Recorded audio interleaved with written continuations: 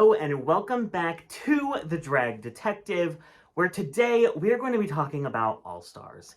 Is it cooked? Is there a chance that this franchise can be resurrected into something great like it once was, or should we just leave it in the dust? There are currently multiple All-Star seasons that are airing internationally at the moment. Drag Race France All-Stars and Drag Race Philippines Slation Royale. Drag Race Down Under versus the World just got announced. All-Stars 11 got announced. Like, there's so many All-Stars now, just like there's a bunch of regular seasons from across the globe. And it seems like the one that gets forgotten, or the one that's the most hated, besides Global All-Stars, which is its own demon, is the American All-Stars. So we are going to dive into what has been going wrong with the franchise, what can be done to fix it, and hype up some of these international All-Stars that are just a lot better, to be honest. So looking at the history of Drag Race All-Stars, All-Stars 1 came out in 2012. It came out right after season 4, and it featured queens in teams from those first 4 seasons. As we know, this was hated at the time. I think over time it's become a little bit more liked because it's just so camp, and it has that kind of like early season energy that I feel like a lot of fans miss from these newer seasons that just feel a lot more polished and a lot more, I don't know, like squeaky clean, whereas like this was a little bit like crazy. Like they were out in the street like barking like dogs and having people put on diapers. Like it's not the same show anymore as it once was. But at the time, for good reason, it was very much disliked. The team twist did not work. People felt like it was set up for Chad to win because they really wanted Chad to win season 4, but obviously Sharon Needles was such a huge fan favorite that they had to give her that crown. Insane statements to be making in 2025, but you know, this was a different world back then. And so because it was not a success, Drag Race All-Stars was put on hold until 2016, where right after season 7, they filmed All-Stars 2, which many would call the pinnacle of Drag Race. It is, I would say, most people's favorite season of Drag Race ever, including all the franchises from all over the world. Most people would probably say All-Stars 2 is the best season. Season 6 or All-Stars 2. And I feel like this was almost to the detriment of future All-Star seasons. It's like, was this lightning in a bottle? Because it was so good, because everything just worked so well. There were complaints about some of the unfair eliminations and things like that, but for the most part, everyone just thought it was a perfect season. So were future seasons going to be able to stack up? And I think that's where we're really going to start to see the cracks form in the Drag Race All-Stars world, because All-Stars 3 and All-Stars 4, I think, are both really good seasons until the end. All-Stars 3 was so much fun until Ben quit, and All-Stars 4 was super great until Manila was sent home. And then in the finales of both, there was a decision made by production that just really put the seasons in a bad light with fans because there were twists that just felt unnecessary. The jury twist on season 3 of All-Stars and the double win on season 4 of All-Stars. I feel like both of these have aged better throughout time. I think it's great that Trinity and Monet both have crowns. I'm not sure they both would if it wasn't for the season. I don't know if either of them would have come back for a third time. It just feels correct that they are the twinners, that they both have a crown. They feel like staples of the Drag Race franchise. So them being in the winner's circle, it just makes sense. But at the time, it didn't make for a very satisfying conclusion to All-Stars 4. And the jury twist was obviously very controversial because it made Shangela not enter the top 2 like a lot of people felt like she should. And I mean, let's be real, she probably should have. But I mean, hey, now that all the stuff has come to light about Shangela, I think it's probably for the best that she didn't win that season. So I think both of those things have aged gracefully, but when you're watching them still, it's kind of a little bit unsatisfying. All-Stars 5, I mean, what is there to say about All-Stars 5? It is so forgettable. It is so expected. Going in, you're like, oh, the top 3 is clearly going to be Shea Coulee, Jujubee, and Ms. Cracker, and guess who the top 3 is? And Shea Coulee is probably going to win this season, and Shea Coulee won the season. But I do think the franchise hit a new, well, I don't want to say new peak. I feel like it re-peaked with All-Star 6, which is my personal favorite All-Star season. I know that's not the popular opinion. All-Stars 2 is definitely the fan favorite, but for me, All-Star 6 was just so much fun. It felt like a really rejuvenating moment in the fandom because all of these queens that we weren't expecting to do super well were killing it, and it really just switched our expectations. And I feel like that has become the biggest issue with All-Stars, is we can look at a cast and guess the winner. All-Star 7, Jinx Monsoon. Who was the winner of All-Star 7? Jinx Monsoon. All-Stars 8, it's going to be Jimbo. Who won All-Stars 8? Jimbo. All-Stars 9, well, I don't know, it's probably going to be like Roxy or Angie. Guess who the top 2 of the season were? Roxy and Angie. All-Stars 10, I mean, obviously it's going to be Ginger Minj, and guess who won All-Stars 10? Ginger Minj. I feel like the biggest issue right now with Drag Race All-Stars is they are thinking more about the ending more than they are about the beginning and the journey to getting there. It feels like Jimbo was set up to win. It felt like Ginger Minj was set up to win. It felt a bit like Angie was set up to win. It felt like Jinx Monsoon was set up to win. And when you're looking at more international seasons as well of All-Stars, you kind of get that vibe. It felt like Alyssa was set up to win. It felt like Tia Coffee was set up to win. And, you know, sometimes that's not the end of the world. Some of those winners I do feel like truly, truly deserved their wins. Tia Coffee, I feel like, had a great run on UK versus the World 2. Lemon had a great run on Canada versus the World 2. But since All-Stars 4, I would say the only surprising winners, the only winners that really surprised me at all, even just from the cast reveal, not even watching the season, were Kylie Sonique Love and Blue Hydrangea. I feel like every other season, I can take a look at the cast and say, I think Lemon's gonna win. I think Raja's gonna win. I think Tia Coffee's gonna win. And that's what happens. Alyssa Edwards is gonna win. Ginger Minj is gonna win. I feel like Drag Race has become such a machine of trying to pump out stars that are going to go, go out into the world and do big things and make a good name for the show, that they're not just letting the show happen organically. It feels like they're pulling strings in order to make the winners that they want to make. And I feel like it's less this on a regular season because they don't know these queens yet. And I feel like once we get towards the latter half of the season, then you can kind of see like who they really want to see in that top 2, who they really are interested in crowning. But on an All-Stars, it feels like they cast their winner and then planning the whole season around that. And how do we get to that conclusion? And it's just become very, very predictable and very, very frustrating to watch. I mean, just doing all of these Riggery videos on All-Stars the last couple years, I feel like it's the same things that I'm saying each season. This lip sync was put in for this person. This twist was put in for this person. This cast was built around this person. Like, it's just become so expected. And the same can't be said for some of these other international seasons, like France All-Stars, which right now is probably one of my favorite, if not my favorite season of the year. I'm not even like a huge France fan. Like, I've watched some France, but I haven't watched every episode of every season. But I thought I would tune in for this season of All-Stars, and it is so good. And it's kind of just like a back to basics season. It's a lip sync for your legacy top 2 format. They're sending home someone with the lipsticks. There's not these huge twists or these insane, things like points or everyone gets to stay the whole time. No, it's just a back to basics All-Stars 2 format.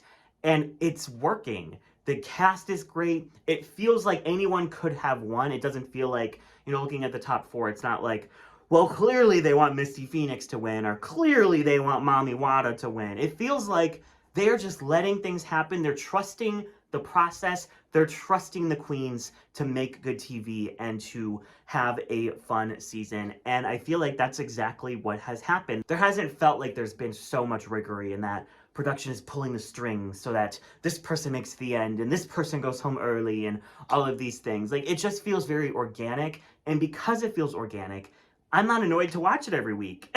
Because if I'm going into an episode of like Global All-Stars or All-Stars 10 and I'm already guessing exactly what's going to happen and it does, then why am I watching? And that's truly what All-Stars is starting to feel like. Why am I watching this if I can guess the result from episode 1? If I can guess the result from promo?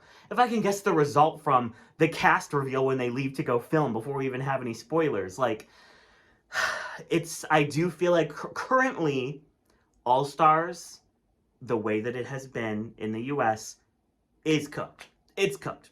And looking at season 11, which I won't give any spoilers except for the format, looking at season 11, doing the brackets again, it's kind of like, did people really like the brackets that much?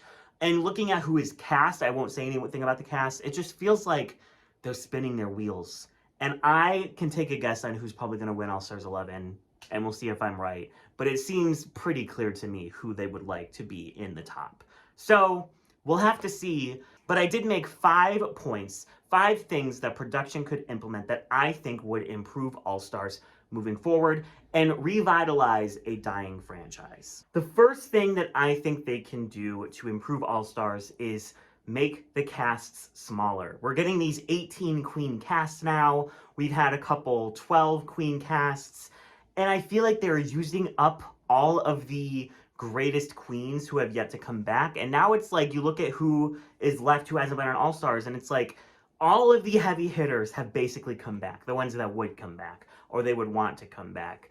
So at what point are we just going to have like the last 2 seasons cast coming back because everyone else has been used, or people coming back for their 6th, 7th, 8th time? Like, we're going to be having this Cerise and Parvati's of Drag Race.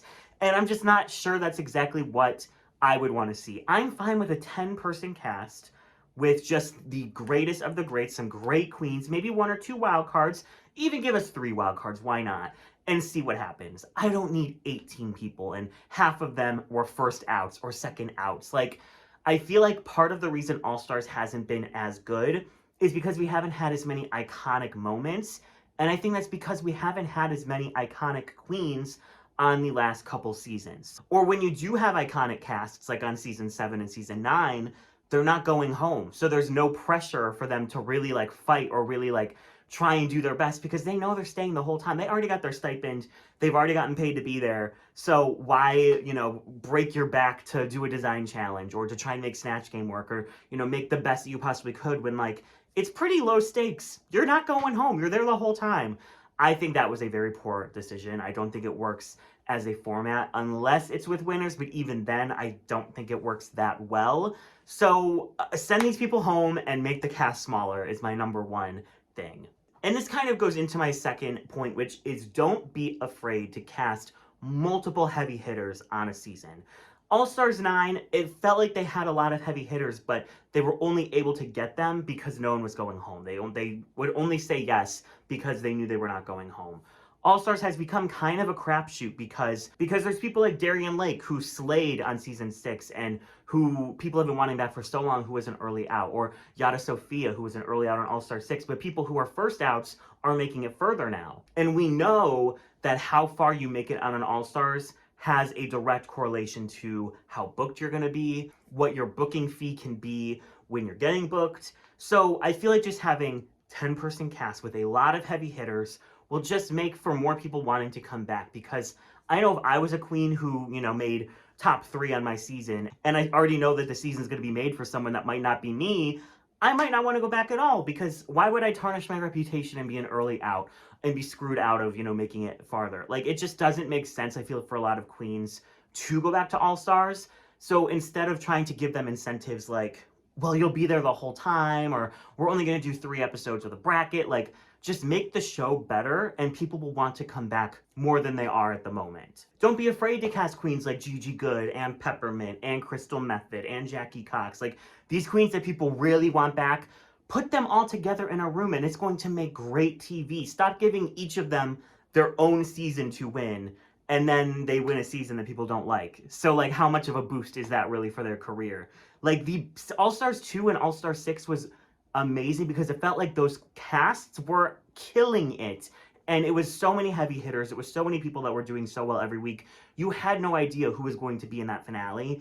That's what we need back from our All-Stars now. The third thing I think could help this series is go back to basics. What has made All-Stars work in the past? Lip Sync for Your Legacy, sending people home. Sure, we did it a couple seasons in a row. You want to try other stuff. I get that. But a lot of these other things that you've tried haven't been working. The Tournament of All-Stars was kind of a sham. The Lip Sync Assassin thing only worked 1 out of 3 times. The non-elimination people did not live. As we're seeing in France, just going to a back-to-basics All-Star season might be what is needed to revitalize this franchise. Or have it be a Lip Sync for Your Life. That's something they've never tried. Have it be just like a regular season, bottom 2 lip sync for their lives, 1 person wins the challenge, see what happens. I think it could be fun. And I think one thing that we're really missing from All Stars is watching the queens in the bottom fighting for their lives. Because a lot of the times, if you end up in the bottom, it's out of your hands. Other people are picking your lipsticks. Other people are voting. Like, it's not up to you whether you stay or not. I would love to see an All Stars. We haven't seen it since All Stars 1, where the people in the bottom are fighting for their lives. I think we would get some incredible lip syncs, especially if it's a stacked cast. I think that would be an iconic thing for Drag Race All-Stars to try. And they haven't done it, so why not? What I also need is production. It feels like they pump so much money into a regular season. They get a finale on a huge stage with a humongous audience. They get, 16 episodes, all these different things, amazing guest judges, huge premieres. And All-Stars just feels so low budget. For the all-winner season, All Winners felt like one of the lowest budget seasons of Drag Race. It was paint by numbers. There was nothing special about it. They didn't leave that main stage once. The All Winner season should have had its finale in front of a live audience in a huge theater. It should have been a huge moment. And I feel like that's why a lot of these All-Star winners and All-Stars finales, like, they're just, like, forgettable a bit because there's not as much of a push by production to make it a moment. Like, I feel like more money should be put into All-Stars than a regular season. And that's just me, but it feels like it is the exact opposite. It feels like All-Stars is getting, like, maybe half the budget that a regular season is. And I feel like with France, they filmed their All-Stars finale in front of a live audience, and it's going to feel so grand, and whoever wins that All-Star season is going to feel like a huge moment because they made sure that the budget made it feel like a big moment. So for future All-Star seasons, I would love to see more challenges with, audiences and have a finale at a huge theater, make it a big spectacle. Because right now, All-Stars just feels like the sad younger sibling that's on Paramount Plus. Who's watching Paramount Plus? Most people are probably pirating the show anyway. And that's another thing for Drag Race in general, is why is it so hard to watch? Why is it on cable when no one has cable? Why is it on Paramount Plus? Why is it on WoW Presents? Let's consolidate. Can we please consolidate? They make it so fucking hard to watch this show. They're like, if you want to watch this show, you're going to have to put in the work. And it should be the exact opposite. It should be the easiest thing in the world to watch this show. So why am I paying for 2 different streaming services and having to buy the season on Amazon because I don't have cable? Like, that's crazy to me. So I think if they're going to continue having All-Stars on Paramount Plus, there also needs to be more money that Paramount Plus is throwing at them to make it a bigger show for them. Because it's just not right now. My final thing that I think would make All-Stars better, or Drag Race in general better, and this could be said for so many different shows and so many different things, listen to the fans. Just listen to the fans. The fans gave Drag Race the greatest idea for an All-Stars format, which Canada then stole and turned into the Golden Beaver. We have been saying since I started my channel in 2018, have All-Stars have a bottom 3. The winner of the challenge gets to save one from the bottom 3. You can still have strategy, but you also will have the people in the bottom fighting for their lives. And we've been saying that for years and years and years. And Canada said, okay, we'll try it. And guess what? Canada 4 is one of the best seasons ever. It is so fun and so chaotic because of that twist. And then they used it again in Canada versus the World 2, and that's, again, one of the better All-Star seasons of the last couple of years. So listen to the fans. Sometimes they give you good ideas, and sometimes, like, just give it a try. Canada did that, and it worked. If All-Stars took that Golden Beaver format and tried it a couple of years ago, we would have had some great moments. We would have had some great seasons, and I think it would have been a lot better than, like, the lip sync assassin twist or the nobody's going home twist. I think a big issue is that they're filming the next All-Star season before the previous one has aired. So they're not getting all of the fan feedback. They're not getting, what do fans think of this twist? What are fans thinking of da-da-da? And it's causing them to repeat mistakes or repeat things that fans didn't like because they're not sitting and listening to what fans are saying and then improving and fixing. They're just, we got to crank these things out. I feel like the All-Star schedule should be film a season, get it out, then film the next season, get that one out, then film the next season. Like, instead of film a season and then start filming the next one before the next one comes out, then you're filming the next one before that one has come out. It's just, I feel like it's bad business. Why would you not want to get the feedback of the fans? Like, if you're watching a regular TV show, if you're watching Supernatural, if you're watching Shameless, like, they record a whole season, and then that season is airing, and then they film the next season so they can hear what fans are thinking. That's why so many shows have are accused of fan service, because they just listen to what the fans want and give it to them. And I feel like Drag Race are listening ears. Let's put our listening ears on, listen to what the fans are saying, listen to their suggestions, listen to what they like, listen to what they don't like, instead of just giving us what you think is best for your business, which is crowning who you think is going to be giving the best opportunities and moving on with your lives. Like, I feel like I've been rambling. Is All Stars cooked? Yes. But there's no reason we can't put it back in the refrigerator to uncook and then let it marinate, and then it can be good again. I don't know if that's a great metaphor / analogy. I don't even know what I'm trying to say anymore. But All Stars, it's not good. So you should try watching France All Stars, which is an amazing season. You should try watching Slays Royale, which isn't perfect, but is really fun thus far. There are so many great seasons around the world, and I'm starting to get more interested in watching those than watching like American Drag Race, which just hasn't been hitting as hard as it should. So while we're waiting for another American season, try watching a fun international. Brazil has been good this year. España is about to start their next season, and España is like 3 for 4 right now when it comes to their seasons being amazing. So you can probably bet on España being good. And UK, even though it's RuPaul-led, UK has been really, really good. So I'm very excited for UK 7. But that is all for this video. Let me know in the comments below what you think the #1 thing Drag Race producers should do to improve All Stars. I mentioned Slays Royale. Black Boy and I are doing the Rigged Recap every week for every episode of Slays Royale. You can listen to that wherever you listen to your podcasts. We currently have a timer going for the Season 3 premiere of Drag Duel. So if you want to follow our accounts there, you'll know exactly when the cast drops, when all of the tea starts coming out for Season 3. We are very, very excited. We have some insane guest judges. The cast this year is beyond stacked. It is so hard to judge when these warriors are delivering 10s across the board every single week. So I'm very, very, very excited for this upcoming season. It feels like all of the things we've been working for have all finally come together, and we have made what I think is an incredible season of online content. So make sure you are following Drag Duel on YouTube and Instagram for all updates there. The links to all of my social medias are in the description down below, and I will catch you all in the next one.